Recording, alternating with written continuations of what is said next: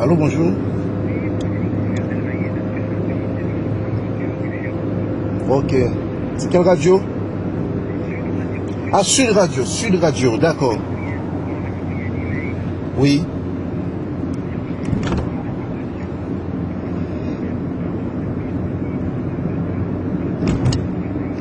Avec ses 4 enfants en Haïti. Non, elle est haïtienne, elle a un titre de séjour. Elle était en France, elle était partie. Allô? Elle vit en France avec un titre de séjour. Elle était partie voir ses enfants. Voilà, et puis voilà, elle est bloquée là-bas suite au séisme. Maintenant, comme elle a tout perdu, son mari est mort et elle a quatre enfants. Elle est allée à l'ambassade pour demander qu'elle puisse partir avec ses enfants en France.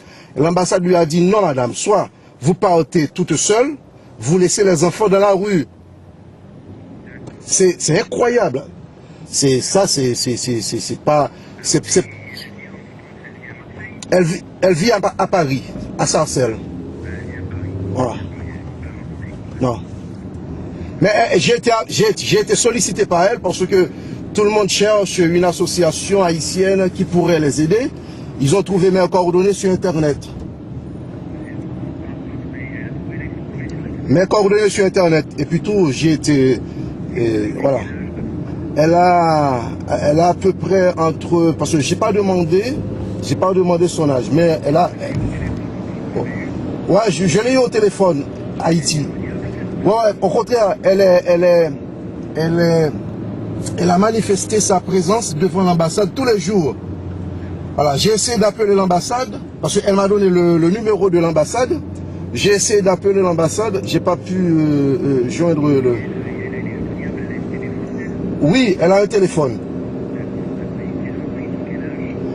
Et ils sont mineurs. Ses enfants sont mineurs. Non, là-bas, elle est toute seule avec ses enfants.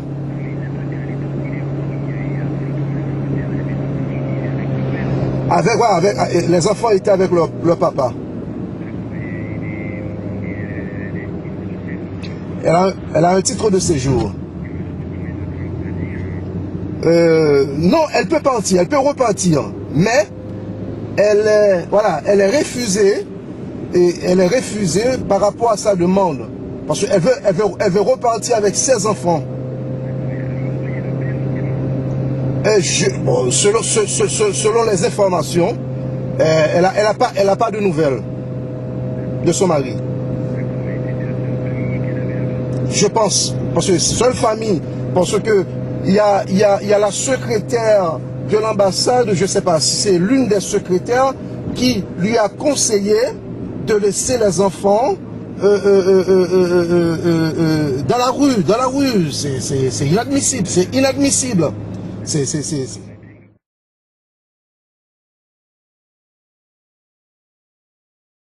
Courrier adressé à Bernard Kouchner et à Éric Besson. Courrier qui dit ceci: devant l'ampleur de la catastrophe à Haïti, il semble qu'il serait plus efficace et plus économique de soigner les grands blessés hors d'un pays où manque l'eau, l'électricité et tout moyen de soins médicaux et chirurgicaux convenables. Pour cela, plutôt que d'attendre l'installation d'hôpitaux provisoires, ce qui peut être fatal pour des milliers de blessés graves, une évacuation par avion vers des pays équipés pourrait permettre de sauver des vies. On pourrait donc dans ce cas formuler dans le droit international humanitaire une notion nouvelle de statut d'accueil provisoire, qui assurerait un droit de séjour provisoire pour les victimes des blessures les plus graves lors d'une catastrophe naturelle de portée universelle. Je suis Léa Nasson, président de l'association des réfugiés haïtiens. Je m'excuse parce que j'ai un faible débit, début d'air dans mes poumons suite aux mauvaises nouvelles qui ne sont pas revenues en Haïti. Les mots me manquent, désolé parce que c'est comme si j'ai un trouble de langage. Si vous voulez, vous pouvez m'aider aussi, si les mots m'échappent. Je remercie l'aide de tout le monde, de tout chacun, de la région, que vous apportez à Haïti. Ce que vous apportez à Haïti, c'est une goutte d'espoir dans un océan de misère. Je tiens à attirer votre attention sur plusieurs choses. Peut-être ça peut être un petit peu mélangé par rapport à ma souffrance actuelle. 6 mois avant, on a été sollicité par certaines associations à Port-au-Prince, Croix-des-Bouquets, Cité Soleil, Bon Repos, la plaine du Cul de Sacre.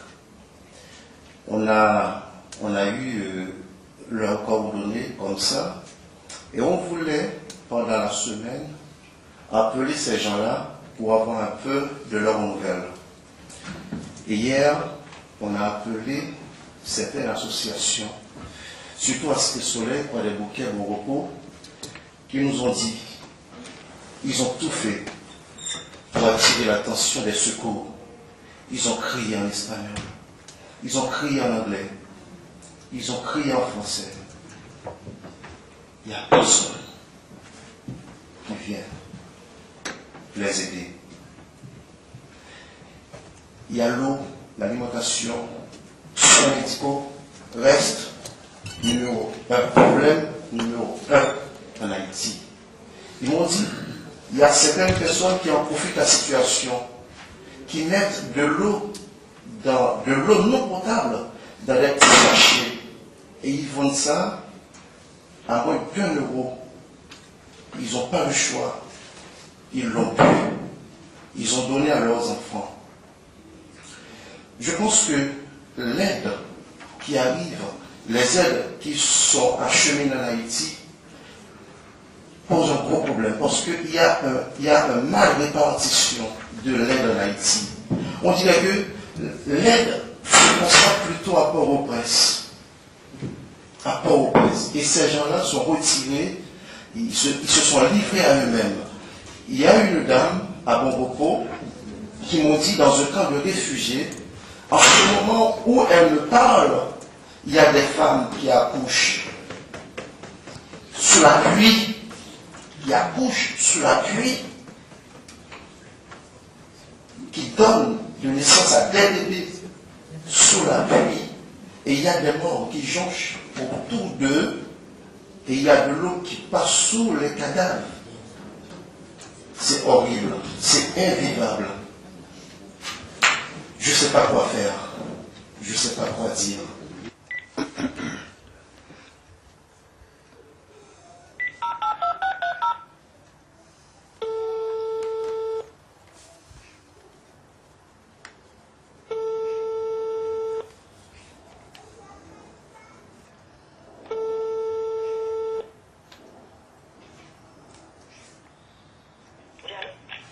Oui, allô, il est en association des réfugiés haïtiens.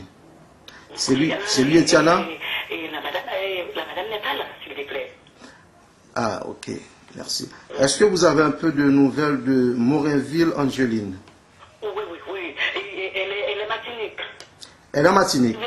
Elle est arrivée à Martinique, mais sans les enfants. Sans les enfants? Les enfants, ils sont où? Ils sont où? Les enfants restent à Haïti. Avec qui? Avec personne. Elle est trouvée une dame sous Dans la rue? Mais elle ne connaît pas la dame. Les 4 séjours, elle est finie. Non, elle ne connaît pas la dame. Non, elle ne connaît pas la dame. C'est grave. Elle ne connaît pas la dame. Elle a laissé ses enfants entre les mains de quelqu'un qu'elle ne connaît pas. Non. Mon Dieu, c'est grave. Elle se trouve où? C'est pour ça que j'ai appelé. J'ai pas pu la trouver. Parce que j'ai appelé sur son portable. Alors, elle se retrouve où là? À Martinique? Oui, à Martinique. Vous n'avez pas un numéro de la Martinique? Je sais pas. Est-ce que ok, je vais appeler sa sœur sur son portable. Merci beaucoup. La sœur, c'est la sœur. Ok, merci. Ok. D'accord, merci beaucoup. Bon courage. Bon courage. Merci beaucoup. Bon courage. Je vous rappelle plus tard. Je vais appeler sa sœur. Merci. Ouais, tu vas l'appeler, bon, 5h30, 6h. Non, je vais appeler sur son portable. Ah, d'accord, merci beaucoup. Ok, merci. Tu vas faire ça pour elle, s'il te plaît. Ok. On fera le nécessaire. Oui, merci beaucoup, merci beaucoup. Elle est partie. Ouais, sans les enfants. Vous voyez? ouais, je comprends. Sa sœur, c'est qui là? Elle est ici. Elle habite à Sarcelles. Qui sont petits, hein. Puis à la grande, elle a 14-15 ans, je crois. Alors le plus grand, elle a entre 14 et 15. Oui, voilà, la grande, elle a entre 14 et 15 ans. Ça veut dire ce sont 4 enfants mineurs Oui, voilà, ce sont 4 enfants mineurs, tout à fait. qui se sont livrés Oui, ils sont dans un camp de réfugiés dans un camp de réfugiés, voilà. à la merci de la violence en Haïti. Voilà, en Haïti. Donc, vu que moi, on n'a plus de frères, on n'a plus de sœurs ici, ils sont tous en Guyane. Et il y avait que ma tante qui était là, elle est décédée, donc elle n'avait pas le choix. Et l'ambassade de France, quelle a été la réaction de l'ambassade de France face à la demande de ta sœur? Non, mais ils s'en foutent, c'est eux qui lui ont dit, bon, ben à l'arrière, vous les laissez là, vu qu'il y a beaucoup de monde, et les enfants ne risquent rien. Et c'est eux qui lui ont dit ça. Qu'est-ce qu'ils l'ont dit? Ils lui ont dit, ben à l'arrière, de toute façon, vu qu'il y a du monde, tout ça, dans les camps de réfugiés, vous pouvez les laisser là. Donc elle a laissé les enfants dans un camp de réfugiés.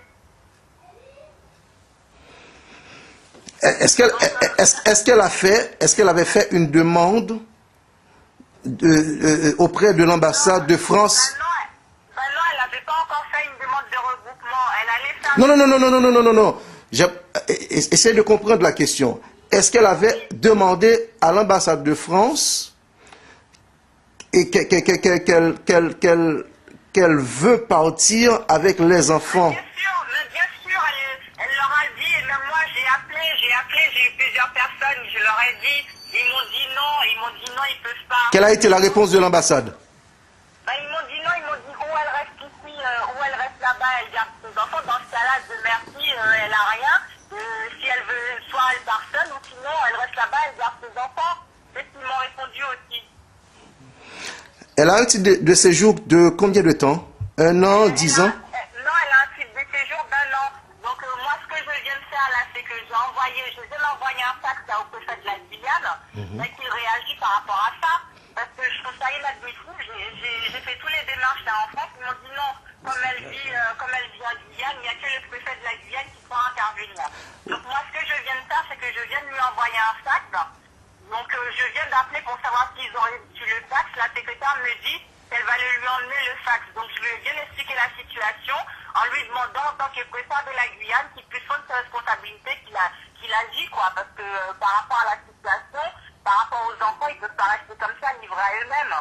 Est-ce qu'il y a un moyen de la joindre à Guyane ou Martinique? Non, là, elle est à la Martinique. À la Martinique. Donc ils l'ont évacuée d'urgence à la Martinique parce qu'elle avait commencé à ne plus respirer tout ça. Donc ils l'ont évacuée d'urgence, ils l'ont fait partir d'urgence.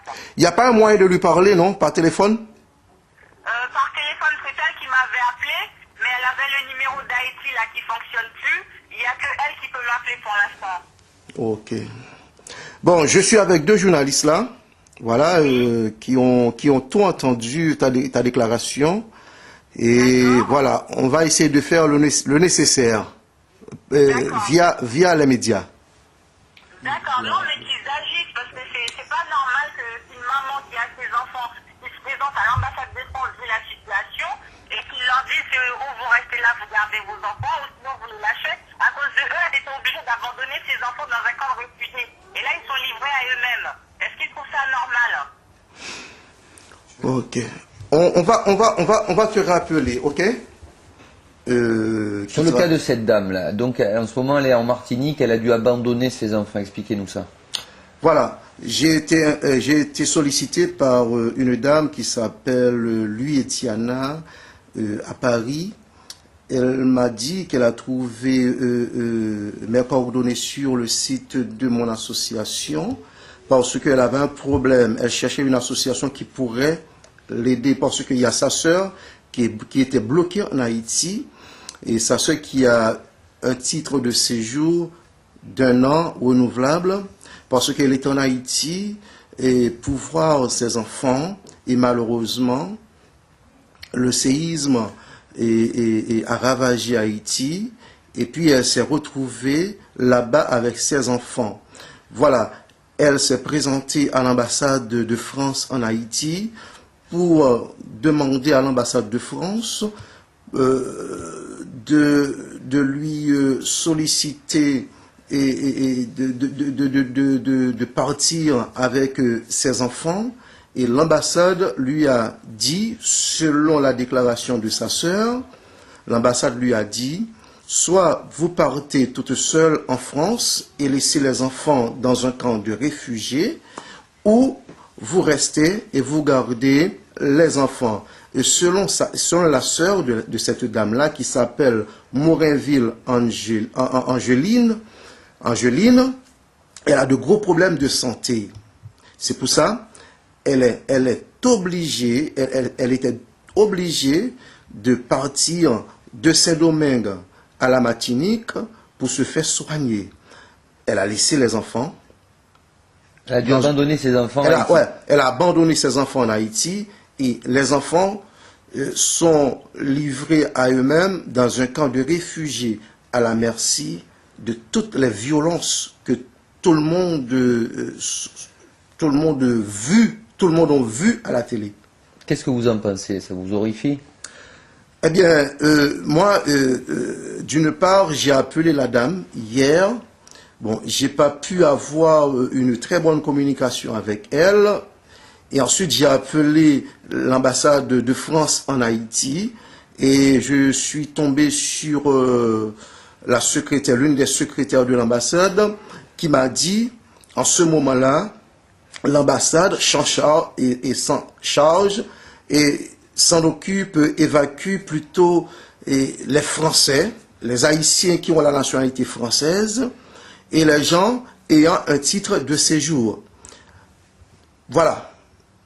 Mais ces enfants n'ont pas de titre de séjour. Non, ces enfants n'ont pas de titre de séjour parce que ces enfants habitaient en Haïti. Elle était allée pour voir ses enfants. Et maintenant, ces enfants se retrouvent dans un camp de réfugiés, voilà, tout seuls, parce que ce sont des enfants mineurs, et la plus grande, elle a 14 ans. La plus grande, elle a 14 ans. Pour moi, c'est dur, pour moi, c'est horrible, pour moi, c'est inadmissible. Qu'est-ce que vous demandez au gouvernement français? Je demande au gouvernement français de voir dans quelle possibilité il peut aider des gens en Haïti ayant un titre de séjour, de partir avec leurs enfants, de partir avec leurs enfants, et parce que pour moi c'est un geste aussi, c'est un geste de générosité, c'est une aide humanitaire aussi, parce que il y a tellement de violence en Haïti, et qu'est-ce que ces enfants-là vont devenir avec toutes les violences qu'il y a en Haïti? C'est parce que là, ils sont livrés à eux-mêmes. Je demande au gouvernement français de prendre des mesures pour que cela ne se répète pas. Parfait.